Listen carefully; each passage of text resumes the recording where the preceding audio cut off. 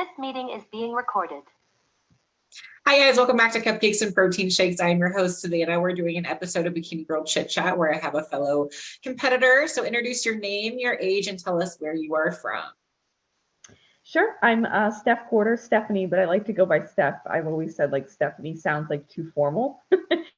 So I go by Steph, like even at work I changed my name. But I'm Steph Quarter. I am from the South Jersey, I say Philly area, like 30 minutes outside of Philly. And what was the third question? Name, age, where you're from. Age. Okay, so I'm 32. Okay. Well, I like to know, just so everyone just kind of gets some little details and background with you. Okay, so we're talking about you and fitness journey. So before we jump into when it started, where are you at currently? So currently I am 9 weeks out from the Angel Fashion Show that is going to be in Baltimore, Maryland. Coincidentally, it's at a competition that I absolutely love. I gave out awards at this competition last year. I love Frank and Aaron. So when I saw that there was a fashion show, I'm actually also going to be expediting. So I'm going to be doing a lot that day. But I'm 9 weeks out from that fashion show. So I'm doing like a mini cut, not to get like stage lean or anything, but just to feel a little confident, you know, on that stage and stuff. And the audience is going to be full of people I know. And then from there, I will start, depending on how I look, I'm very objective and tell my coach that. Depending on how I look and feel, we'll start official prep and then compete in like August, September time. So give myself some time to start prep in May, assuming that when I lean out a little bit, we notice that I have put on the right amount of muscle and stuff like that. And if not, then we'll kind of address it from there. I want a pro card, so I'm gonna, if I want to get my natural pro card, like the competition's getting really steep. So as of right now, 9 weeks out from the fashion show, looking to lose like 10-ish pounds, so like a pound a week or so, just to kind of feel confident, and then we'll go from there as far as next steps. Okay, so you are an OCB competitor? Yes. Mm-hmm. Okay. Yep. So when did your competition start? So back in 2016, I prepped myself for my first NPC competition.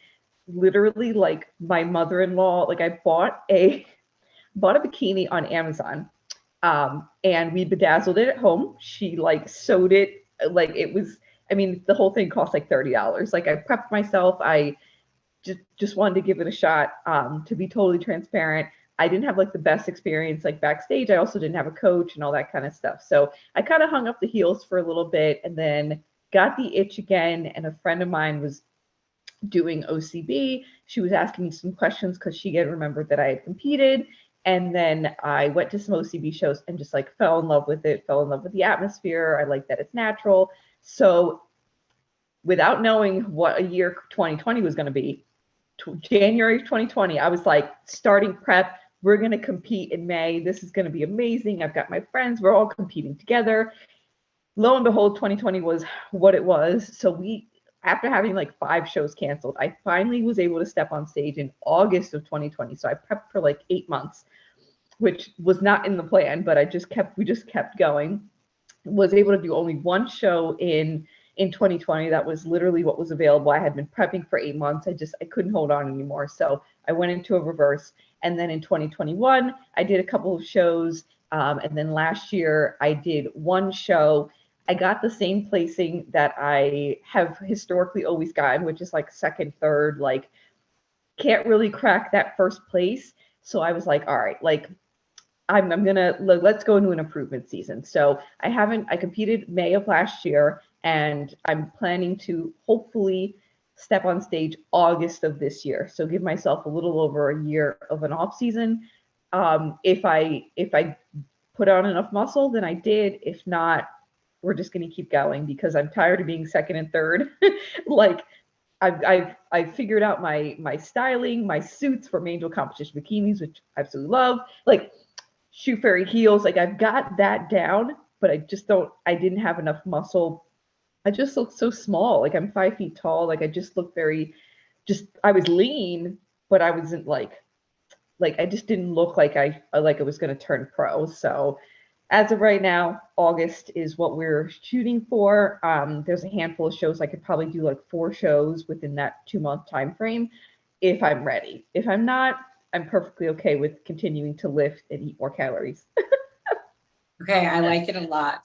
So I'm not as familiar with the OCB qualifications for like earning a pro card. So can you tell us about how that works? Sure. So yeah, so the OCB is the Organization for Competition Bodies, and it's a natural organization. So if you place in the, so if you win your, you have to win your open class. If you win your open class and then you go into the overall, let's say there's like 3 open classes, right? If you win the overall, immediately after you step on stage, there's someone waiting there to do a urine test. So you have to pass the urine test, and then I skipped a step. Everybody, before you're even allowed to step on stage, like the day before, maybe 2 days before, depending on the schedule, you have to do a polygraph. And that's everybody, whether you end up placing first or last, everyone has to do a polygraph. If you pass the polygraph, then you are able to step on stage. And then if you win the overall in each category, one person, so in each men's physique, classic physique, bodybuilding, bikini, all that, if you win the overall and then you pass your urine test, then you get your OCB Pro card. So there's an OCB Pro card given out, 1 per category at each competition. And then they changed the rules a bit. So the Yorton Cup is like the Olympia for natural bodybuilding. The Yorton Cup, in order to qualify, you qualify either by turning pro within that qualification year. You can go to the Yorton that year. Or if you're already a pro, you have to do a pro show, get top 3, and then you're qualified to go to the Yorton Cup as a pro.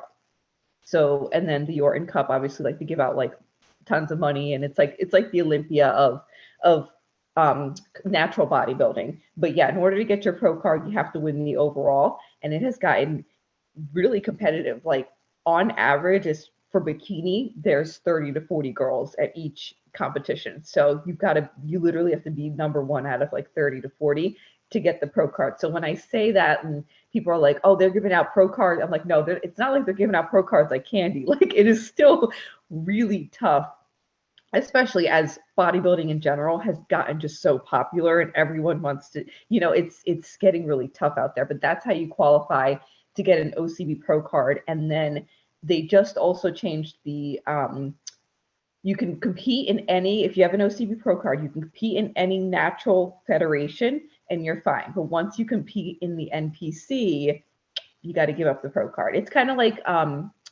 Hannah is a pro in IFBB and then she's got to give it up to go to BFF. It's like that. You've got to give up the pro card, then you kind of start from scratch. So there are girls who decide they want to go to the NPC. You have to make that decision and understand that it's not the OCB, and it's not, there could be one girl that's not natural. They could all not be natural. Like, you just have to be okay with stepping on stage, whether you're natural or not, knowing that other girls may not be. So hope that makes sense. Yeah, no, that makes sense. I mean, it just like whether you're NPC, OCB, whatever acronym you want to use. I mean, right now, physiques are crazy. Like, just it's like everyone decided that the gym was going to be their hobby now. I don't know what's going on, but it's crazy. Like, these physiques are, even in the, like, being like a natural athlete, like the natural physiques are insane. Like, it's insane what you can do. And it's just the muscle amount of mass that is everywhere right now is just, it's very, very, very, it's very impressive, but it's not just as easy as it maybe had been in the past, especially for the bikini division. Like, it's something that it's like, okay, you can't just like walk off or like walk onto stage and like turn pro, like first season. It's like, no.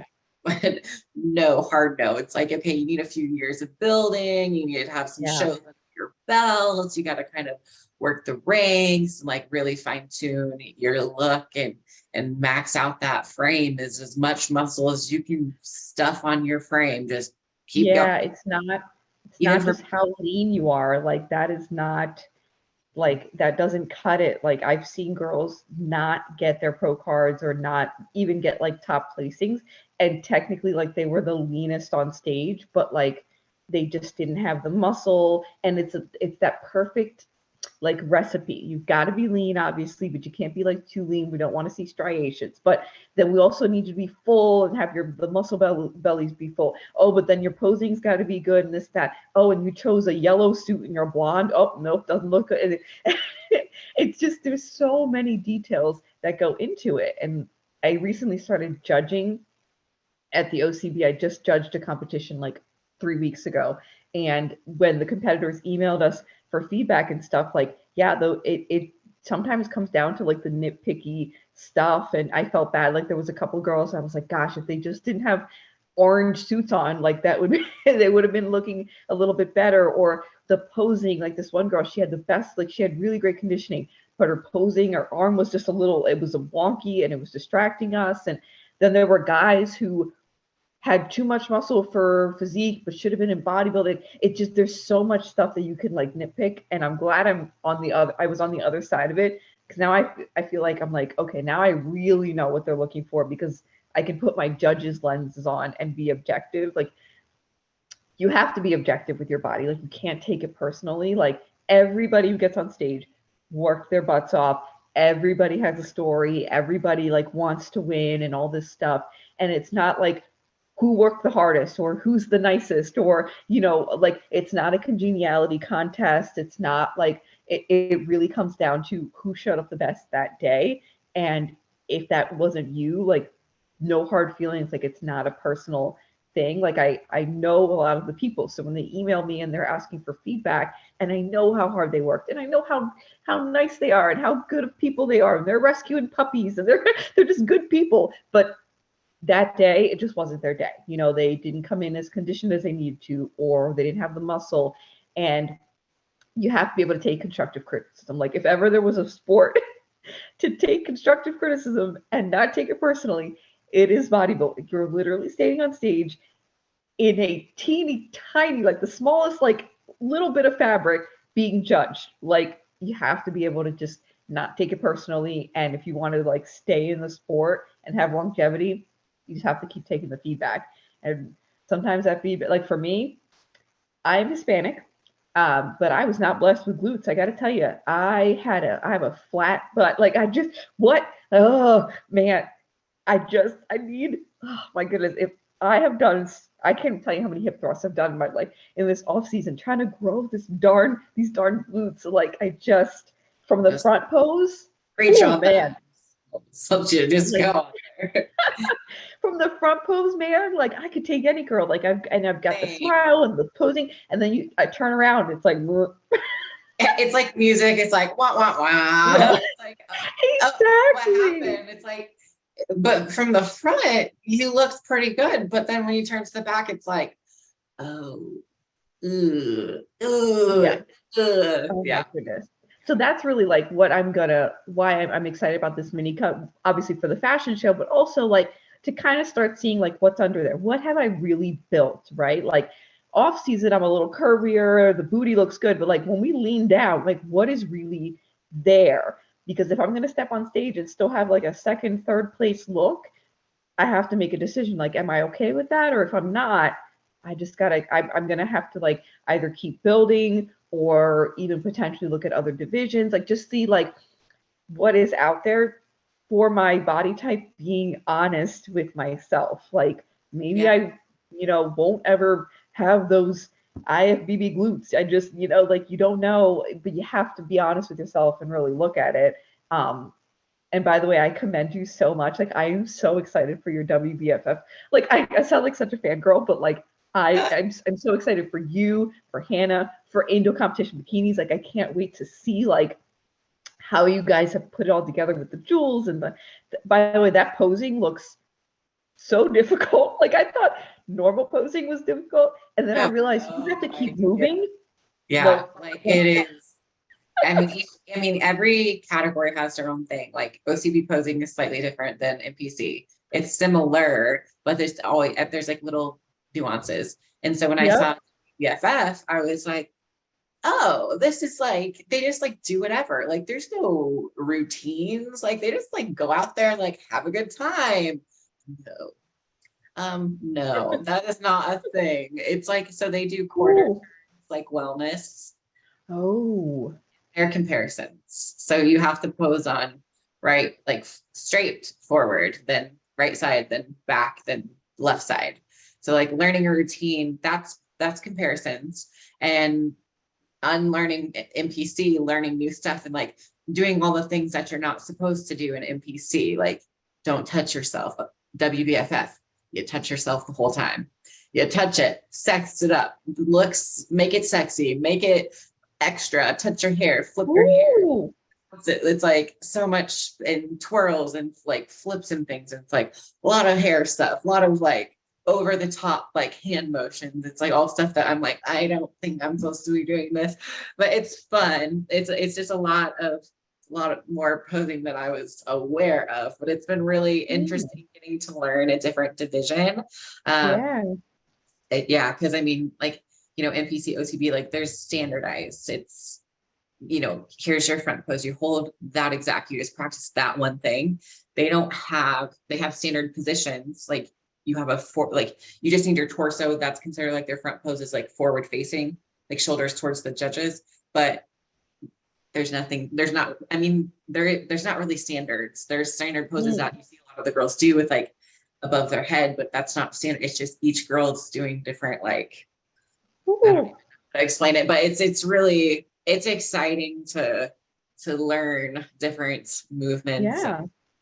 But I mean, hey, like this could be, I mean, like being objective, like looking at your body type and your whole history and like following you on YouTube and all that, like WBFF like seems kind of like it could be your thing, like the beauty, the modeling, like that just seems like you shut, like even talking about it, you light up. Like I talk about the OCB and I light up. Like you got to find the federation, the organization that's really gonna like work for you, your personality, your body type. Like once you find that, then that's like your group. Like who knows? Maybe you're going to Worlds. That would be so cool. Oh my goodness. Well, and that's the thing. Like you can win a pro card in it, and I'm like, I haven't really thought. It's like I'm not really thinking about. I'm like, it's just your first one. There's no expectations. Like have fun. If that happens, like that would be insane. Like it's just like you do need to find your division, whether that's NPC or OCB or WBFF, trying something different. It's nice just to know that, like, I feel like now there's like a lot of different little smaller organizations too, outside of these ones as well, that are popping up. So like your physique, like what you like to do, what you like to train, how you want your physique to look like, there is somewhere for everyone. And if it's not working in one division or one league, guess what? You're paying for it. So go spend your money somewhere else. Suits too, like the suits are really, really exciting. Like I got to do a fitting in my new suit and I'm like, okay, I want to wear these suits. Like I'm like, this is it. This is what I want. The suits are really fun. So I'm like, I was going to say, now, do you think that the NPC IFBB is going toward like especially the bottoms without like the crystal like connectors and stuff? Like, do you think it's going toward more just like all one material, or they, because everything's evolving? I mean, so. Well, I would like personally, that's like the suits have to evolve. Like it's dumb for us to think that we're going to wear these same exact style suits forever because they've changed so much. So I personally like how the Europeans do it, where it's no connectors and it's just like one solid suit. And it's just the connectors are like, just the straps are like the little jewels, like the crystals are. So that's what I want to see. I want to see like no connectors on the hips. Like that would be a subtle change where it wouldn't be like that. In some competitors overseas, it's like the figure bottoms, but in bikini and wellness, I would love to see that. But even if like or even an OCB, like just having like larger gemstones on it and just like more variety of, instead of solid colors, it's just like more fun things. It's just like, how many times can we see the blue purple suit? You know, it's like, everyone's wearing the same exact freaking suit. Like, let's get a little creative. Let's do something different that's still fun. And like I feel like the pro suits and the amateur suits should be different, in my opinion. I'm like, so maybe we keep what like in the WBFF style is what the pros do. It just seems like it needs to be extra or like more or like something. Yeah. So that's where I would like to see suits as a suit person. I like, that's what I want. So if there's anyone watching this that's a pro that wants to like wear extravagant suits, Yeah. I need, Yeah. I really want like an Olympian, because if it doesn't start from the top, like if pros do not That's true. fit, Yeah. like when Maureen, I don't know how close you follow the When sport, but Maureen wore the pink, like, pink is I everywhere. mean, Pink is everywhere. exactly. So it's like Yes. someone that's like a really high Olympian needs to win in a show, in a color, in a type of suit that's gonna like start a wildfire. It's gonna set a trend, and that's how it trickles down for everyone. You And got to that's convince Ashley to do it, because good. We convinced her to not wear green. She wore yeah, red, and then we got her to do blue once, and then it was a no, hard no. But yeah, she's very particular in what she likes for her well, I suit. mean, yeah, You know, I mean, 30 plus wins, she's got her formula. she Like, got her winning formula. But yeah, like that's why I personally like really do like the WBFF, because it's not as much about the physique, but there's a lot more room for creativity.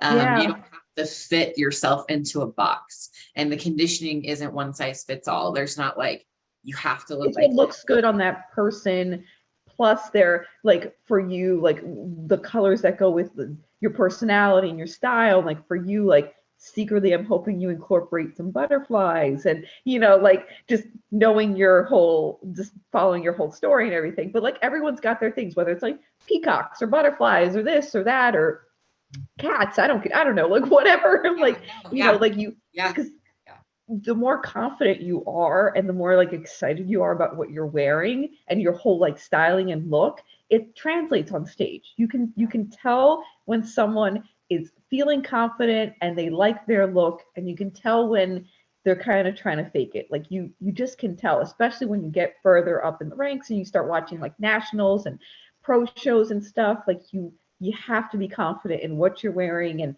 how you're presenting it, down to like your tan and your makeup and everything. Like you can see when the fake smile versus the I love what I look like. Oh gosh, you can't. And that's so funny that you bring that up, because like everyone was like, oh, your red suit, you love the red suit, and I still never ever imagined myself in a red suit. So I mean, I liked it, but I'm like, I don't think I really loved that look. So I was like, it was nice, but I'm like, I just didn't like it personally. I was like, that was just, and being able to step outside of it and kind of not be like so pigeon focused on everything. Yeah. I'm like, if I ever like come back to the NBC, like I'm literally gonna do whatever I want. I was like, Right. for this, I'm gonna go on stage in whatever color I feel like that day. And I literally care less. I'm not going to copy an Olympian's look. I'm not going to try to do that anymore. It's like, I'm done. I'm done trying to play copycat. Like it's not working. Like you really truly have to find like your look. Like what is your preferred look and color? And it's different for everyone. The poses are different. But for you, like what initially drew you to competing? Like when did this start? When did you hear about it? What got you like really involved into it? So I've always been very skinny. Like I said, I'm like 5 feet tall, maybe 5'1". I think I lied on my license. But I'm short, I'm little, I'm skinny, I'm scrawny. Like my hair's naturally curly. Like I was a dork, like got bullied, like was not the cool kid, gotta tell you. I know I seem really cool now, but I've always been like the underdog, like just very like just puny. Like some of my before pictures, I'm like, how did I even survive? I look ill. Like I was so like thin. So I started I was like, I don't want to be skinny anymore. Like I want to be fit. I want to be strong. So I started going to the gym. Once I learned that it wasn't cardio that was going to get me there, started picking up some weights. And there was a a girl who did figure. She was actually an IFBB figure pro. She went to that gym and I started seeing her and I was like, well, I'll never look like her, but I want to look close. Like that looks awesome. So I started talking to her. She told me about the NPC. And then it's so funny because for as nerdy and dorky as I grew up being, I love being on stage. Put me on a stage, give me a microphone. I want all the attention. I love it. Like I'm so like just very outgoing. So you combine like falling in love with lifting weights and feeling like healthier and stronger, and then getting to be on a stage, I was like, I want to be here. But I'm very objective. So that's why like I knew I needed, from that first time I stepped on stage to when I stepped back on stage in 2020, I knew I needed the time to like lift and grow and just learn about the sport. And then again now, like I know that I'm on the cusp, like I'm right there, but it might take the rest of the year to get me there, so that maybe next year is my year to turn pro. Like I'm very objective. So I try to balance my love of being, which is why I love these fashion shows, because it scratches that itch to like want to be on stage without competing just to compete. Like I don't want to just hop into a prep just to be lean. Like I want to show improvements. I want to stack my pictures up against each other and say, okay, from this, you actually did grow some glutes and, your waist got tighter, and look at that posing from the first time to now, and the styling of the suit and all that. So for me, like being a nerd, I love to learn about all this stuff. I love to study this stuff. Like sometimes I consume like YouTube content that like you put out and some of the other pros faster than you guys can even put it out. Like I love it. Like I love study. I'm like, when did Savannah get when is she putting out a new YouTube video? But like I love it. So for me, like falling in love with the sport, feeling strong, now, I mean, not that I'm like, I put on tons of muscle, but my body composition has changed like so much since like I started. So for me, whether it's a really great improvement season or being able to go to a competition and do a fashion show or judge or expedite, like if I'm part of the world, that fills my cup. So doing things like this, like being on this podcast and just like finding outlets, like for me, that's my passion. And then just being able to like share that with others. And, you get girls which is so great. Do you remember like the first time someone would message you and be like, hey, can you give me advice on this or that? Or like, and you're like, me? Yeah, I was like, you want me to help you? Like, me? So, like, okay. Yeah, it's right? when you're like, people are like, oh, like, do I know things? Like, oh, I guess I know things now. Right? Like it fills my cup. So yeah, to answer your question, like between going from skinny to being strong and healthy and like just really like finding myself in this, and then being able to be on stage and like all the friendships and meeting all the people and everything, like I really have like submersed myself in this world and finding different outlets. I think that's super important, especially when you're in improvement season. If you really truly love the sport, you've got to find some outlets, the fashion shows, podcasts, YouTube, like you've got to have friends in the sport, really like try to go to posing clinics, whatever it is. So that way you still feel like you're connected to it, even when you're 6, 8, 10 months, a year away from being on stage, so that you can still like fulfill that passion and not get that FOMO or get down on yourself. Because that's when you cut the improvement season short, you jump into a prep because you just want to be on stage, and then you disappoint yourself. So for me, however long my improvement season needs to be, ideally we start prep in May. If we don't, I'm okay with it. I will still find ways to be part of the world and do fashion shows and podcasts and, like go to competitions and help out. I don't care. I'll put the tape up on the walls. I don't care. Like, I'm just happy to be like a part of the world. Yeah. No, it's the same. Yeah, I feel the same way. Like I had 2021, I was in off season unexpectedly and I was really sad about it. But then I started going to all these different shows and like traveling, and was like still a part of it without having to get the actual stage, like getting on the stage and like doing the fashion shows and like getting on stage and not shredded and being okay with it and like having way more fun that way. It's like, Yep. it's just like doing those little things. If you know your ultimate goal is to grow and to improve, it's like that time away is so like, it is neat. Like you have to step away from the stage. Like that prep mindset is great and like grind in prep, but like in the off season, it's time, take a break, like prepare yourself, because when you're in prep, like it's prep, like that's it. Yep. Your diet's locked in. It's not gonna be fun. You know the drill. But in the off season, like you still need to give yourself enough time to be ready mentally to diet. Because if you jump in too soon, it's not gonna go the way that you wanted to. It's a mental sport. It's physically like, yes, you can do it. You can push through a lot of things, but like if your mind's not in it, you aren't going to bring the same conditioning. It's not going to be the same. Like maybe pound for pound, you look like you could be the exact same lean from one prep to the other.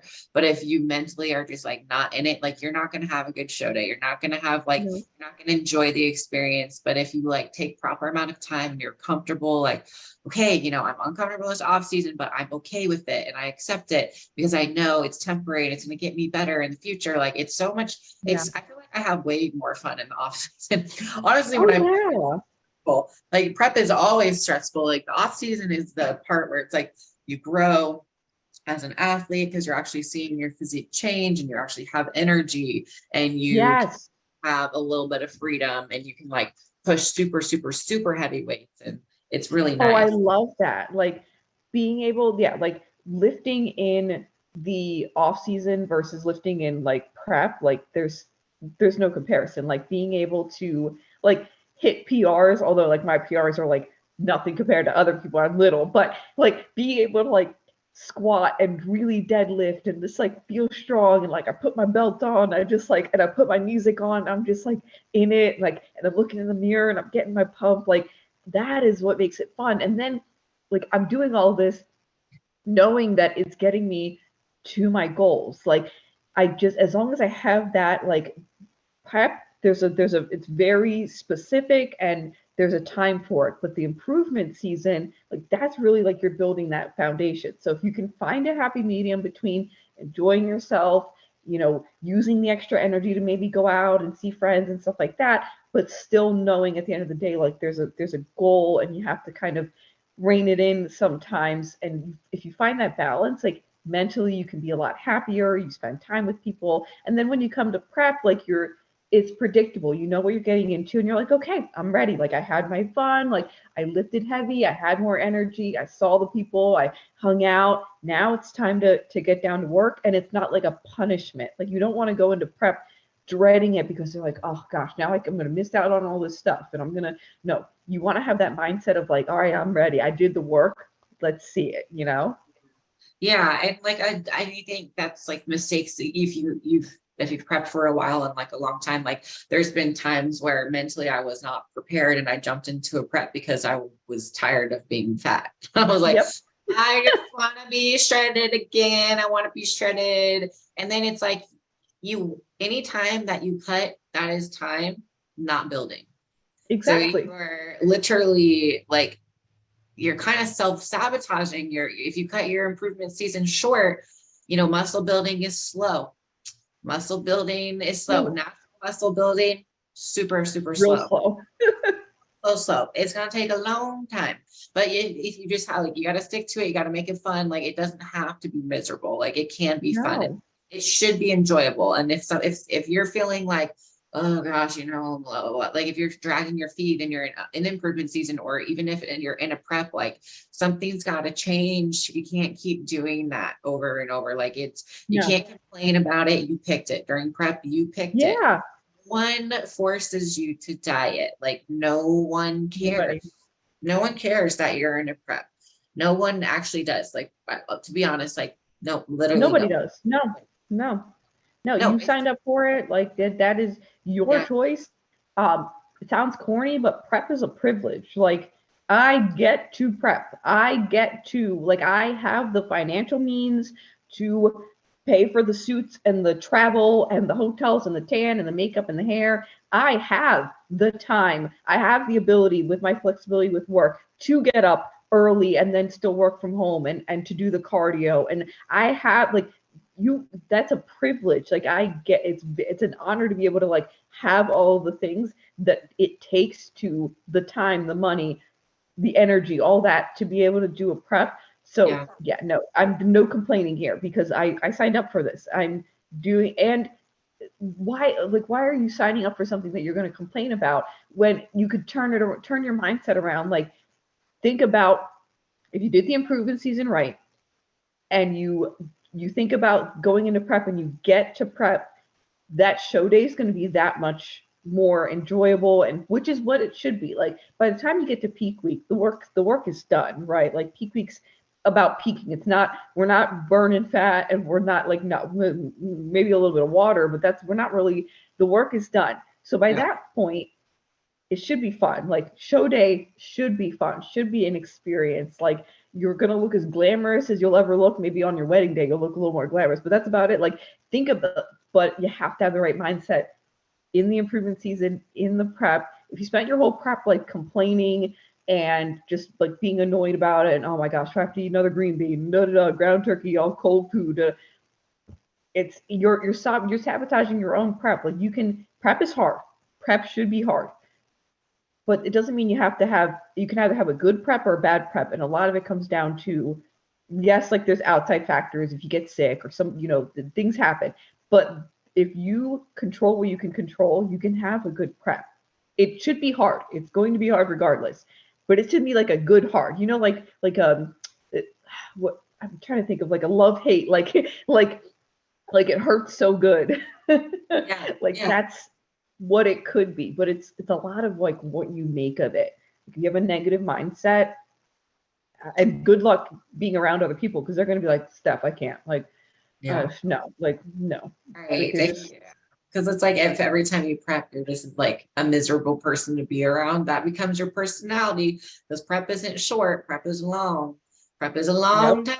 It's 3 months of complaining is a long time, but then suddenly that's your new personality is Mrs. Complain, and no one wants to be around that. No one, nobody. Okay, so but there has to have been hard days. So like when you had struggles along the way, and what were those for you? So my 2021 prep, like 2021, the year itself was like hard, which is not putting down 2020. 2020 was crazy and bad for a lot of people, but my 2020, like looking back in comparison, 2021 was harder for me, like personally, like I was going through a breakup and like just mentally probably shouldn't have been prepping. And then I had a coach who was like I've had two types of coaches. I've had coaches who were like way too soft and like no cardio ever, and you look great all the time, and thanks for being so nice, but that's not really going to get me to my goals. And then I've also had the opposite, where this coach was like way too extreme. Like I was living on like 500 calories for like weeks on end. Like I was like depleted. I was like tired.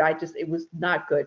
And like between like the harshness of his mentality, it was always like when I would bring up like, hey, like I'm like really struggling here or this or that, it was like, suck it up. Like, no, we go hard, that kind of like bro mentality. So that prep was tough. And then the show day was like really, really hard. Like I didn't have anyone backstage. Like I said, I'd gone through a breakup. Like I had some family stuff going on. Like it was just me backstage. My coach wasn't happy with how I looked. He like barely talked to me like backstage, like focused on his other competitors because they were going to win. I wasn't. And like, I remember that feeling right after they announced the awards. I got like my third place, like, and I had the little medal on and my little rolly bag, and it was just me. And everyone else is like around me, like celebrating and hugging and kissing and stuff. And I was like, I need to get out of here. Like I was gonna have like a panic attack. So I just like just me roll in my little bag to the hotel room so I can go have a good cry and just like not be around people. And I told myself, I was like, this is the first and only time that I will ever allow myself to have this feeling again. Like, and then I immediately, like, after I let it all out, I was like, all right, and this is going to sound super corny. I'm a corny person. I'm a glass half full girl. I literally was like, all right, what good are we going to take from this? Like, what is the lesson learned? And then I like wrote it down and was like, all right, now I know what kind of coach I don't want. Now I know what kind of personally where my personal life needs to be in order for me to prep, whether that's single or in a relationship, doesn't matter. But I need to have my ducks in a row, right? And I just started thinking of all the things that I learned from that experience and told myself, if you never want to feel that way again, you've got to make some changes. There were things I could have controlled that were like, it's not all my coach's fault, not all my ex-boyfriend's fault. Like, I could have done some things differently. And then I just kind of wrapped that up and move forward. And to this day, I've never felt that feeling. I won't feel that feeling. I've got a new coach, in a new relationship. Like, I know what I want. I know what I don't want. So for anybody listening out there, if you have those times where you just feel like you're just like alone on this island and the prep was bad or the show day just didn't turn out the way you thought and you just felt lonely, let yourself feel those feelings and then turn it around and say, I never want to feel this way again. These are the things I'm going to do to make sure that doesn't happen. And then you have to move on from it. You can't wallow. You can't sit there and say you're a victim and this and that, because you're just not going to grow. Like, you can feel it, but then you have to move forward. And that's how I look at life in general. Like, any bad thing that happens, there's a lesson to be learned, and I'm gonna take that lesson and then I'm gonna move forward. And that's just how I live my life. I know, very corny, but it's just the way I am. I'm very glass half full. No, I think that's exactly where you need to be, because like, you could have let that be it. You could have been like, this was so bad that I don't want to do it, and associated the whole entire sport with that feeling. But Yep. you were able to kind of step back and just be like, like, I think, this is not, I don't want to do this again, but I'm mature enough to just learn something from it. Because Yep. like, that intense emotions are going to be your biggest learning opportunities. Whenever it's an intense emotion, whether it's super happy or you want it to happen again, you fell in love with the stage. That's why you prepped again, because you wanted that feeling again and you love the entire process. Or it's a bad feeling. You're okay. Yeah, I just didn't go the way that I wanted.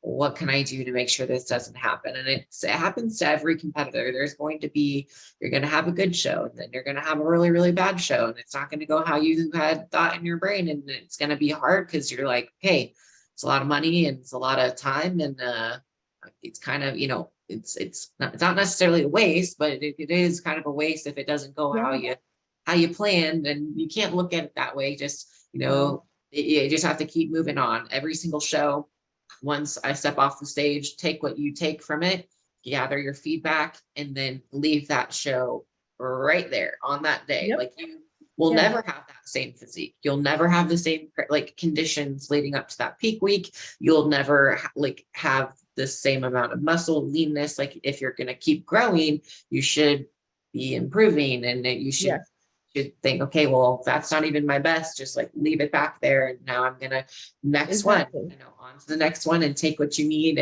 and just keep progressing. And if you keep doing that over and over again, and look at it half full, you're gonna find reasons to find these opportunities and find success. Exactly. And celebrate the small wins. But in just the same place, if you just focus on the glass being half empty, it's going to suck. Like, it's going to continue. It's not going to get better. You could find negative or positive in every situation. It really is how you look at it. Like, even the top pros, like, they'll come off the stage. Like, I'm sure Ashley, after all her wins, she celebrates, she's excited, but then she's going to Coach Adam. They're like, all right, what can we improve on? What did we do really well? Let's take that. Okay. And then we move forward. Like, first place, last place, those top pros, that's what they're doing. They're enjoying that moment. They're taking the good. They're looking at the bad, and they're turning it around. And they're like, all right, let's move forward. Like, if Laura Lee had, wallowed in 5th place at the Olympia after getting like second twice, like, she wouldn't have won the Arnold just now. Like, she would have just sat there and wallowed, blamed other people. Oh, the judges didn't get it right, or this or that. Or no. She was like, man, I came in way too shredded, way too lean. We got to bring down these legs. And her look at the Arnold was one of probably her best look ever. Why? Because she took the feedback and she kept all the things that they told her to keep, and then she changed all the things that they told her to change. She didn't take it personally. It wasn't like, oh, but haven't they seen I've been working so hard? No. And look at her. She just won the Arnold. Like it's a perfect example. Like if you want longevity in this sport, it's a lot of how you look at things, good or bad, show days, peak weeks. I've heard of people getting like stomach bugs and COVID and, having deaths in families and just car accidents, like all like crazy stuff happening to them. And then on show day, you can tell the people who have a good mindset and who don't. Like, and the people who do, they're going to keep progressing forward. And hey, listen, if you got no car accident on peak week or you got COVID, odds are that's never going to happen again. So hey, you check that off. Woohoo! You got that out of the way. That's how you have to look at it. Yeah, I mean, I always anticipate worst case scenarios, and it's like, okay, if that was the worst case scenario, okay, like it's not going to be that bad. Like, No? yeah, it's just this. I mean, my car broke down. I think completely died. Didn't have a car 2 weeks out, and I was like, how am I going to get to the gym? And that's all I can think about. Not work, nothing. No, it was like, but how will I get to the gym? How will I do my cardio? And I'm like, okay, well, it just like, and I think I was on the way home to go do cardio, and I was so stressed out because then I was on the side of the road for an extra hour and I was starving. I didn't have my food, and then, just worked up myself, and it was like, but it's like, in that moment, I was sitting on the side of the road, like literally, I was like, I am just being forced to sit here and accept this. I was like, well, I'm not in a car accident. My car died, but I'm safely on the side of the road. It could be worse. Yeah. It can always be worse. Yep. So what about any advice for someone that's thinking about doing a competition that wants to? What would you tell them? I would first tell them, to go into it with the mindset of two things. One, you can't take anything personally. Like you're literally being judged on your body, your physique, your conditioning, your suit choices, your hair choice, like every little thing you could think of, there might be a critique for. So you just have to go into it knowing that it's not a who worked hardest or, who had the biggest sob story or anything like that. Everyone works hard. Everyone deserves to be there. And if you're willing to have that mindset, then the second thing I would tell you is do your research. There are, like you said, there's a lot of federations out there. There's some big ones. There's some smaller ones popping up. Look at your body, look at your lifting history, your strength training, how long have you been doing it? Really get a good baseline and say, okay, I've got a great physique for figure or bikini or whatever it is, and then do your research, whether research on the federations, research on coaches. Don't be afraid to be that person that asks the hard questions. Trust me, when I switched coaches, I grilled these, like I interviewed like these coaches, and I'm, asking them about, do you do meal plans or macros? What are check-ins like? Like how responsive are you? Like when should I expect the response back? What's peak week look like? Do you travel to shows? Like what's, the protocol on that? And all, can I talk to some of the team members and see like their experiences and like what are the people that on your team, what are they ranking? Like ask as many questions as you want to. This is your body, your money, your time. It's okay to ask all the questions, do your research, and then when you find the right fit when it comes to the coach and the federation, then use that mindset you have to push you forward and to go into the prep knowing that you can control everything you can control, and then everything else, there's a lesson to be learned, and it'll all kind of fall into place. But if you go into it with an open mind, knowing that you can't take it personally and willing to put yourself out there to ask the questions and do the research and really like be selfish about it, because it is your time, your money, and obviously your body. Like you want to have the right coach, you want to be in the right federation, you want to be in a place where mentally you're good and you're being fed and you have the energy and all that. But that's only going to come if you ask the right questions. So I would say have the right mindset and be willing to just be like a sponge, absorb it all, ask questions, and then make an informed decision objectively for yourself. Yeah, I agree. There's so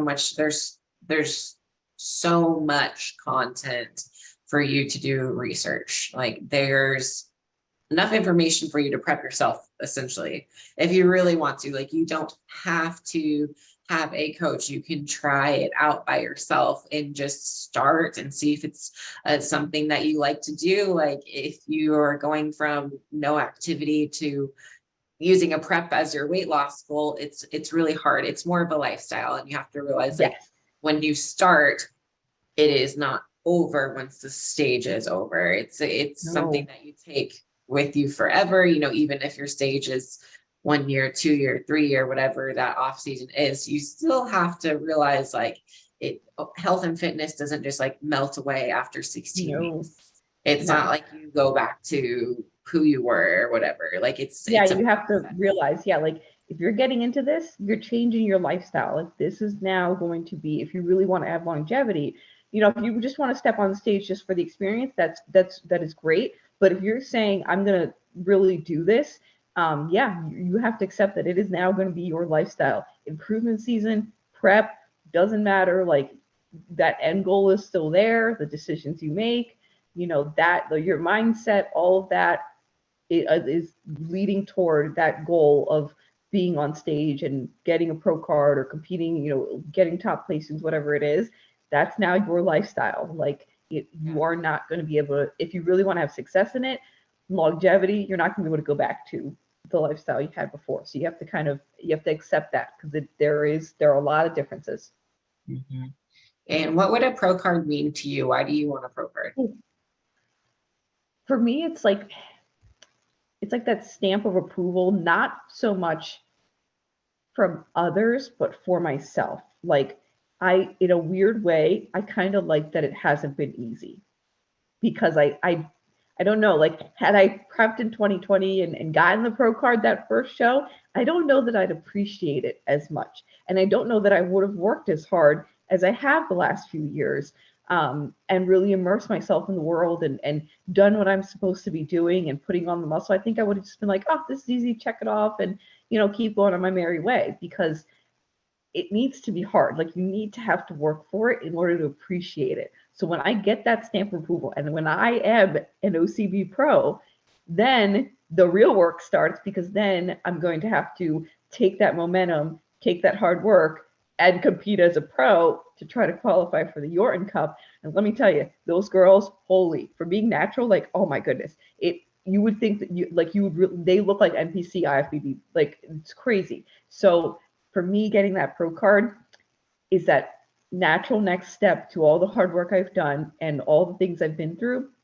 But it is like the middle, and then the finish line. It's not like I'm going to be like woohoo, and you get the little tape and you run through it in the finish line. That was a bad visual, but like for me, that is like the middle of the race, and then I've got to keep going. But I'm really glad that it was hard, and that it has been hard. And I might not get my pro card this year. We don't know. Like I may not even compete this year. We might just keep going. But the day I get it, I know that I'm going to feel like I earned this. Yeah, I like that a lot.